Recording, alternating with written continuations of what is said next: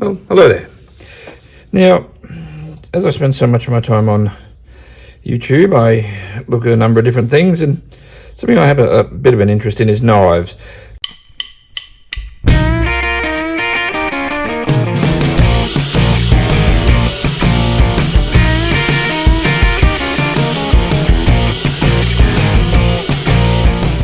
Now, I spotted these Opinel knives on a few different YouTube videos, and I decided to have a bit of a look at them. And these two were basically on clearance at Tent World.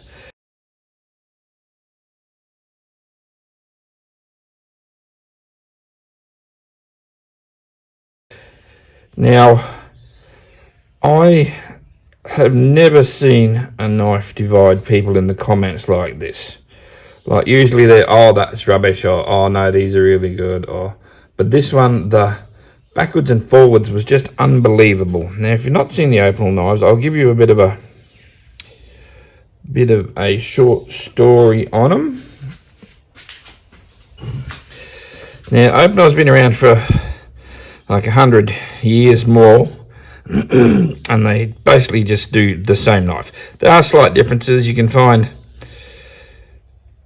different styles, but they're all basically the same mechanism.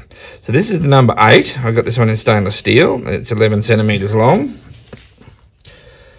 This is the number 6, and it is about 9.5. Now, these things are quite simply the simplest knife in the world.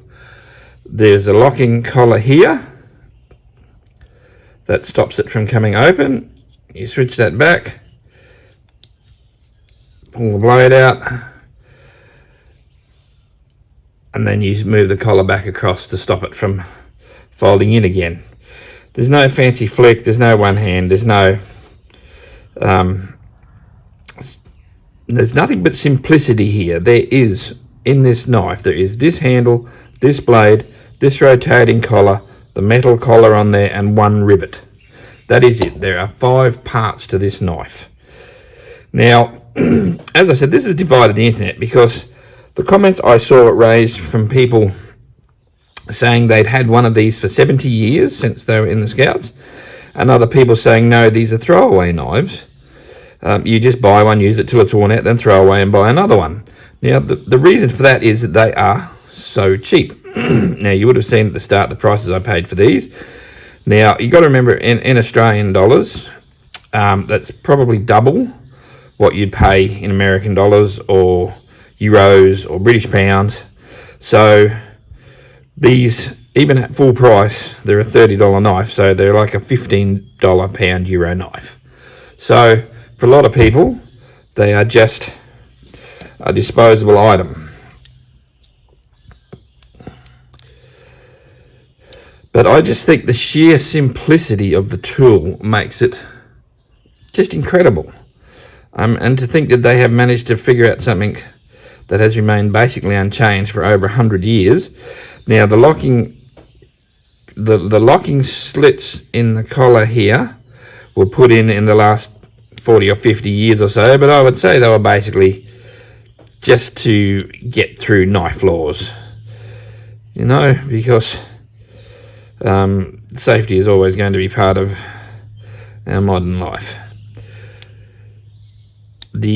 I've seen quite a few nice ones where people have inscribed them, which I'm considering doing. And also, one of the things I've noted that a lot of people do is they drop a little bit of oil on the top here just to stop that wood from expanding if it gets water in it. So we'll put them in the shot here, and we'll just remember this is a $25-30 knife. Now, this is my Milwaukee Fastback, which I can push the button and flick out. And I mean, this would be considered, whilst not a box cutter, a utility knife. They're a tool. People use them every day for work. They're considered to be quite a good thing. They're about the same price as the Opinel. I think they would probably be a bit stronger. but there's not really the style. No, I can't remember how to close it now. That's how long it is since I've used this thing. Oh, there we go. It's a line look. So, yeah. Moving on from that, we have something a little bit fancier. Now, this is the Smith & Wesson Gold Executive. Now, Metal Complex hates these. I don't know what his problem is. They're a mid-range knife. I paid $60 for this one, which was, if you had a look at Project Farm's last comparison, they were middle of the range in price and middle of the range in result in ranking place at the end of the test. So they're a nice mid-range knife, and you get what you pay for.